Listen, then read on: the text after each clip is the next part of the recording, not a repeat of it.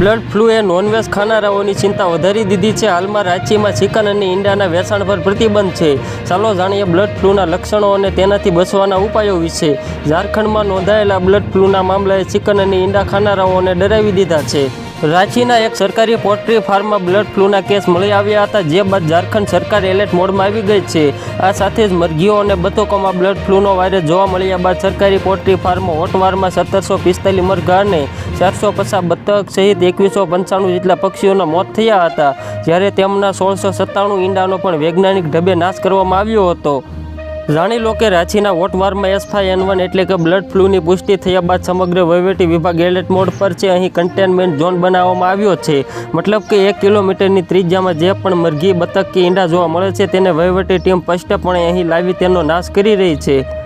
વાસ્તવમાં સામાન્ય વાયરસની જેમ આ વાયરસ પ્રાણીઓ અને પક્ષીઓની સાથે સાથે માણસોને પણ સંક્રમિત કરવાની ક્ષમતા ધરાવે છે। તેથી રાંચીના સરકારી પોલ્ટ્રી ફાર્મમાં બ્લડ ફ્લૂની પુષ્ટિ થતાં જ ત્યાં કામ કરતા પોલ્ટ્રી ફાર્મમાં 2 ડોક્ટરો સહિત 6 કર્મચારીઓ હતા। આ ઉપરાંત પોલ્ટ્રી ફાર્મની આસપાસ વિસ્તારને કન્ટેનમેન્ટ ઝોન જાહેર કરવામાં આવ્યો છે।